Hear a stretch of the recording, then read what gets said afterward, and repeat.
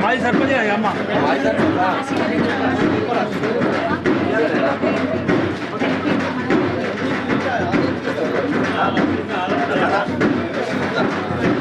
ఆరోగ్యం బాగా కొడుకుని అడిగితే రామన్న గొప్ప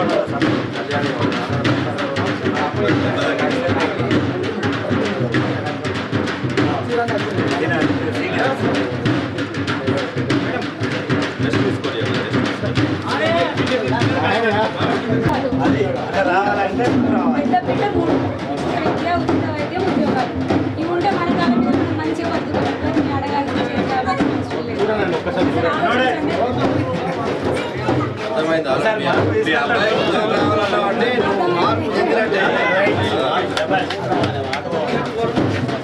చెప్పండి కూడా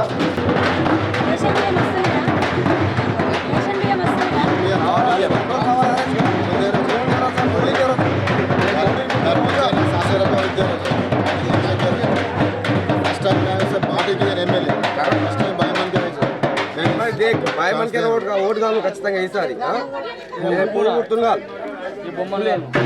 फर्स्ट टाइम लेडीज अबलेशन बाडी कमरा है क्या करोना टीका मोड़ी मारो एक ही महीने के देखो नहीं 3 दिनों 3 दिन लो हां लोग आपके देखो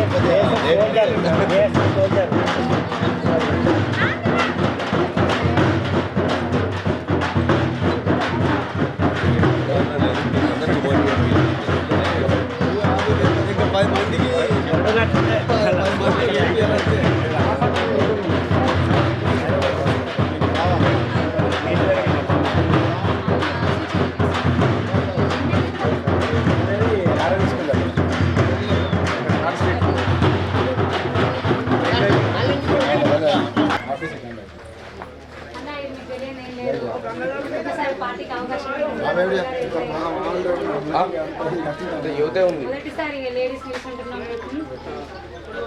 यार चांस ही आवे कांग्रेस को दादाపు 60 में మామూలు ముసే నొస్తుంది టీఆర్ఎస్ కు రెండు మాట చేసాం ఒకసారి బీజేపీ కు వేయాలి అందరూ పూర్తి స్థాయిలో మోదీ గారు గెలవాలంటే ఈ ఎలక్షన్ లో కూడా కమలం గుర్తుకోటేయాలి మీరు కూడా అందరికి చెప్పండి తెలిసిన వాళ్ళకి మేడం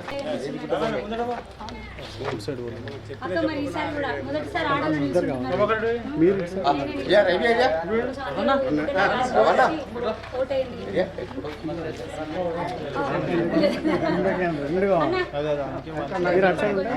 ఊరు ఊరిని చూసుకొని చెల్లెల్ని మోదీ గారిని గెలిపియాలి ఇంకో కార్యకర్తలు చెల్లొక్కతే గెలవదు మోదీ గారు ఒక్కరే ఓకే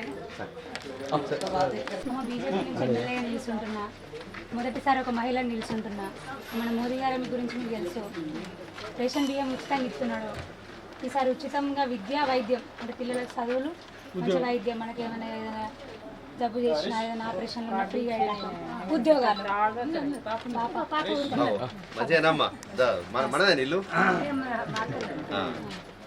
అక్క మరి అందరికి చెప్తుండ్రు అక్క కొంచెం ఆడబిడ్డ నచ్చి అడుగుతున్నా కరోనా టైంలో కూడా వాక్సిన్ ఇచ్చింది కూడా మోడీ డబ్బులు ఇచ్చిండ్రు అప్పుడు కూడా తెలిసే ఇక మళ్ళీ మోదీ గారు గెలవాలంటే పువ్వు గుర్తుకోటేయాలి చెప్పండి అక్క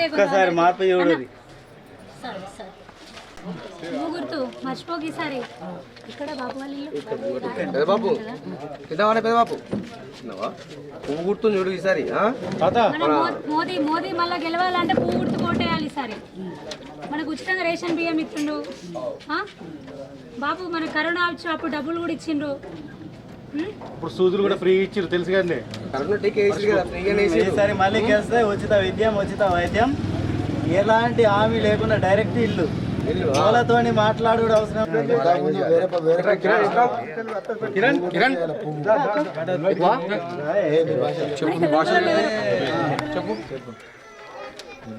వాడితే ఇంకా తేంక వాడితే నీకు సంధి బాణం తప్పు కేసుకి ఇది పుంగారు తేంక వాడన్నా నీకు ఇది తెచ్చిన బాబా అంత అవ్వ ఇద్దుసురు అర్థమాతకి సరే పైకి దొరికి మా ఇంట్లో సిలిండర్ ఉందా? సిలిండర్ బుడ్డి సిలిండర్ బుడ్డి ఉందా? అది పూగుతులు వచ్చింది అది. సరేనమ్మా. మోదీ సార్ని చూసిండ్రు, విద్యాసాగరరావుజీని చూసిండ్రు. సో ఒకసారి మాకు అవకాశం ఇస్తే వాళ్ళ మేము ఇంత సేవ చేసుకుంటాం. మీకు ఎమ్మెల్యేగా పోటీ చేస్తున్నా. విద్యాసాగర్ రావు వచ్చినాకనే మనకి డ్యామ్ అయింది తెలుసా నీకు? విద్యాసాగర్ రావు వచ్చారు మనకు అక్క మనకు మాట ఇస్తుంది. ఇక్కడ రోడ్డు కెనాలు మనకి ఇస్తారు. తప్పకుండా నేను కొట్లాడి తీసుకొస్తా, లేకపోతే మళ్ళీ ఇట్లా రానిగా గెలిపిస్తే ఇట్లా గెలిపిస్తే ఇట్లనే వస్తే ఇట్లనే తిరిగిపోతా.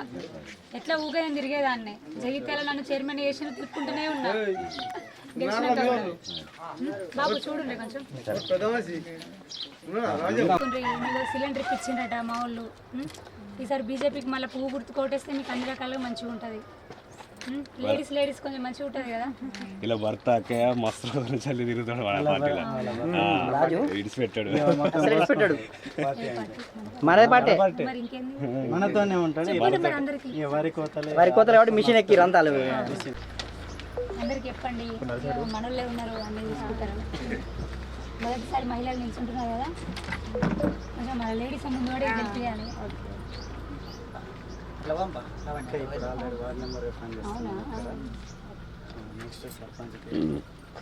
చిట్ట చివరి గ్రామం అయినటువంటి దవన్పల్లి విలేజ్ లోపల మనం ప్రచారం నిర్వహించుకున్నాము. ఒక్కటి ఈ ప్రచారం అనేది రేపొద్దున జగిత్యాల ఎమ్మెల్యేగా మన బోవ శ్రావణి గారు ప్రమాణ స్వీకారం చేయబోతున్నారు. ఎందుకంటే మనకు అత్యంత చివరి గ్రామం, చిట్ట చివరి గ్రామం. ఇక్కడ కూడా మనం డోర్ టు డోర్ క్యాంపెయినింగ్ లోపల మనకు తెలిసింది ఏంటంటే ప్రజలు ఏ ఒక్కరు కూడా సంతృప్తిగా లేరు. ప్రతి ఒక్క ఇంటి లోపల కూడా బాధ ఉంది. ఇలా తెలంగాణ తెచ్చుకున్నాం, 10 సంవత్సరాలు టీఆర్ఎస్ ప్రభుత్వం ఉంది. దీని తర్వాత కూడా తెలంగాణ రాకముందు అయితే ఏ పరిస్థితిలో ఉన్నారో ప్రజలు ఇవాళ కూడా అదే పరిస్థితి లోపల ఉన్నారు. కేవలం వాళ్ళ కార్యకర్తలకు, వాళ్ళ నాయకులకు మాత్రమే ఇవాళ వాళ్ళు సోక్టాపులు తిరుక్కుంటా వాళ్ళ పథకాలు వాళ్ళకే ఇస్తున్నారు.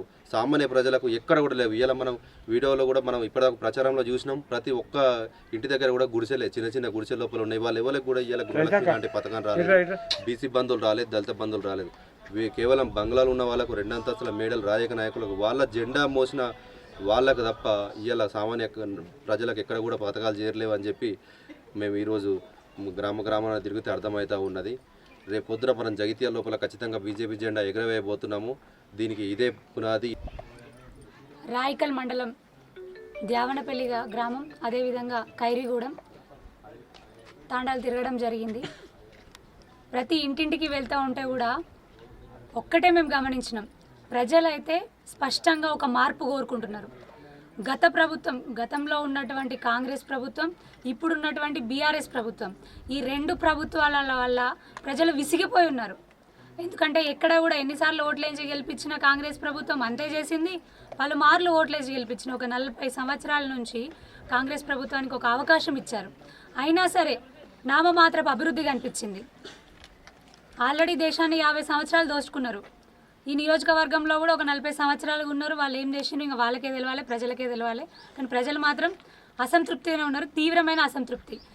మన తెలంగాణ, మన నిధులు, మన నీళ్లు, మన నియామకాలు అని మభ్యపెట్టి యువతని, రాష్ట్ర ప్రజలని, అన్ని వర్గాల రాష్ట్ర ప్రజలని వాడుకొని ఈ తెలంగాణ రాష్ట్రం తెచ్చుకున్న తర్వాత, ఈ బీఆర్ఎస్ ప్రభుత్వం ఫామ్ అయిన తర్వాత తెలంగాణ రాష్ట్రంలో జగిత్యాల నియోజకవర్గంలో ప్రజలు ఏ ఒక్క వర్గం కూడా సంతృప్తి లేని పరిస్థితి.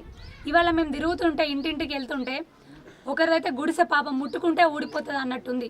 కానీ డబుల్ బెడ్రూమ్ లేని పరిస్థితి. డబుల్ బెడ్రూమ్లు అన్నారు. కొంతవరకు మా నాయకులు తిరుపతి అని ఉండే, పడాలి తిరుపతి అని అప్పుడు ఉండే, పాపం కొట్లాడే ఏదో కొన్ని పిప్పించిండ్రు. కానీ ఇంకా చాలామంది ఉన్నారు. ఇట్లా రాయికల్ మండలంలో నామమాత్రంగా ఒక 4-5 ఊర్లకు వచ్చినాయి అనుకుంటా. అవి కూడా చాలని ఇల్లు. అది కూడా అక్కడ ఉన్నటువంటి నాయకుడు బలంగా ఉండి కొట్లాడి తెచ్చుకుంటేనే ఏదైనా కొంత 2కో 3కో లభించినాయి తప్ప మరి మిగతా వాళ్ళ పరిస్థితి అత్యంత దయనీయమైన పరిస్థితి. బీసీ బంధు, గృహలక్ష్మి, దళిత బంధు, ఇవన్నీ నిజంగా చెప్పాలంటే గులాబీ బంధు అనాలి. ఎందుకంటే వాళ్ళ పక్కకుండి భజన చేసి ఓ మీరు ఆహా ఓ అని పొగడే వాళ్ళకి తప్ప అసలైన కార్యకర్తలకు వాళ్ళకు కూడా లేదు. అసలైన కార్యకర్తలు నిజంగా మీరు 2nd క్యాడర్ అనుకుంటారా, 3rd క్యాడర్ అనుకుంటారా? నేను కూడా అక్కడి నుంచి వచ్చిందాన్నే. మీరు నిజంగా ఆలోచించండి, మీకు కూడా న్యాయం జరుగుతుందా? అక్కడ మీరు జెండా మోస్తున్నారు, తిరుగుతున్నారు, చేస్తున్నారు, రాష్ట్రం కోసం కొట్లాడినరు. అసలైన స్వాతంత్రం కోసం అప్పుడెట్లా కొట్లాడినరో మన తెలంగాణ కూడా స్వాతంత్రం రావాలని మీరు కూడా కొట్లాడినరు. కానీ కొట్లాడిన ఏ ఒక్కరు కూడా ఆ పార్టీలో లేరు. ఇప్పుడు ఆ పార్టీలో విలువ లేదు అసలు. అందులో ఉన్నా కూడా తెలంగాణ రాష్ట్రం కోసం ఉద్యమం చేసిన ఉద్యమకారులకు ఎవరికి కూడా అందులో విలువ లేదు. అందులో ఏ ఉపయోగము రాలేదు, లేదు కూడా.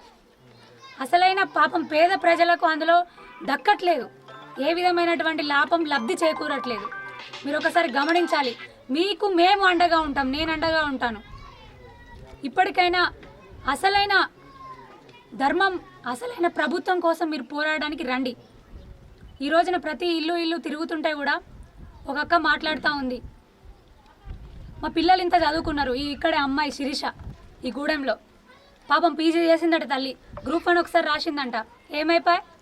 టీఎస్పీఎస్సీ పేపర్ లీక్ అయిపోయాయి. అంటే ఎప్పుడో ఒకసారి నోటిఫికేషన్ ఇస్తారు. 9 ఏళ్ళలో అసలు జాబ్ క్యాలెండరే లేదు. ఇచ్చిండ్రు మొన్న ఇచ్చిండ్రు ఏదో నామమాత్రంగా 90,000 నోటిఫికేషన్ అని. పాపం అది కూడా పరీక్షలు కూడా చక్కగా నిర్వహించలేనటువంటి ప్రభుత్వం.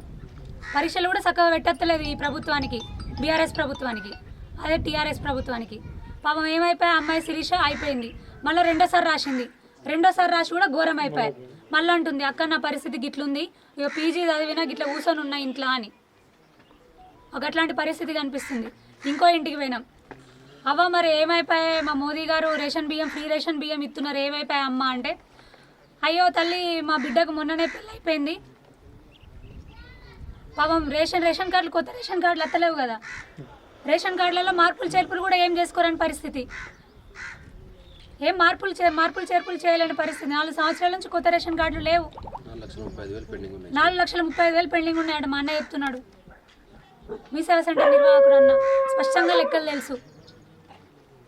మరి ఏమైపోయే పరిస్థితి? ఎవరైనా దేశం పోయి వచ్చిన వాళ్ళు ఉంటారు, వాళ్ళ పేర్లు తీసేస్తారు. గల్ఫ్ సోదరులు ఎక్కువ ఉంటారు మన జగిత్యాల నియోజకవర్గంలో. పాపం పోయి వచ్చిండ్రు. ఇంతకుముందే ఒక్కని చూసిన వాళ్ళు ఇన్ని రోజులు వేరే దేశం పోయి వచ్చిండ్రట. ఇప్పుడు ఇక్కడనే ఉంటున్నారు సంవత్సరం నుంచి. వాళ్ళకి రేషన్ బియ్యం వస్తలేవు, కొత్త రేషన్ కార్డులు లేవు కదా. పాపం బిడ్డ పెళ్ళైపోయి ఇంకో ఇంటికి పోయింది. ఆ బిడ్డ పేరు ఆ ఇంట్లో యాడ్ కావాలంటే మార్పులు చేర్పులు లేవు రేషన్ కార్డులలో. మరి పరిస్థితి ఏంది? మరి ఇంతకుముందు చెప్పిన గృహలక్ష్మి, బీసీ బంధు, దళిత బంధు, అన్ని బంధువులు అంటున్నారు, మైనారిటీ బంధు. ఈ బంధువులు ఎవ్వి రావాలన్నా రేషన్ కార్డులు ఉండాలి, రేషన్ కార్డులలో పేరు ఉండాలి. మరి అసలు రేషన్ కార్డులు ఇస్తలేరు కదా. గిది లింకు అంటే అరచేతిలో వైకుంఠం చూపిస్తారు. ఏమీ లేదు. పాపం ఇందాక అక్క అడుగుతుంది, ఈ గూడెంలో అక్కనే అడుగుతుంది, మాకు రోడ్డు లేదమ్మా, మాకు రోడ్ ఎప్పిస్తే చాలు తల్లి అని. మేము మాటిస్తున్నామమ్మ బీజేపీ ప్రభుత్వం నుంచి, ఖచ్చితంగా మీరు బీజేపీని గెలిపియండి, మేము మంచిగా రోడ్ వేయించి చూపిస్తాం అక్క. మేము మాటలు చెప్పేటోళ్ళం కాదు, చేతలు చేసి చూపిస్తాం. మళ్ళీ తప్పకుండా అత్త మీ చెల్లెలానే గిట్లనే తిరుగుతాం మీ ముందు. ఖచ్చితంగా మన ఈ గూడెంకి రోడ్ వేయించే బాధ్యత మాది. బీజేపీ ప్రభుత్వం తీసుకుంటారు. ప్రజలు మార్పు కోరుకుంటున్నారు. నిజంగా ఇంటింటికి వెళ్తే కూడా మోదీ గారు, మాకు మోదీ రావాలి తల్లి, మేము మోదీ గారిని గెలిపించుకుంటాం అంటున్నారు. డెఫినెట్గా మోదీ గారి మళ్ళీ రావాలంటే మన కమలం పువ్వు గుర్తు కోటేయాల్సిన పరిస్థితి మనకుంది. డెఫినెట్గా ఈ వచ్చే ఎలక్షన్లలో ప్రతి ఒక్కరిని కోరుతా ఉన్నా, కమలం పువ్వు గుర్తుకు ఓటు వేయండి. ఉచిత వైద్యం, ఉచిత విద్య, మన పిల్లలకి ఇంత ఉద్యోగాలు, ప్రధాన పీటగా, పెద్ద పీటగా మేము ముందుకెళ్తా ఉన్నాం. మరి అడుగడుగునా కూడా ప్రజలందరూ మంచి ఆదరణ లభిస్తూ ఉంది.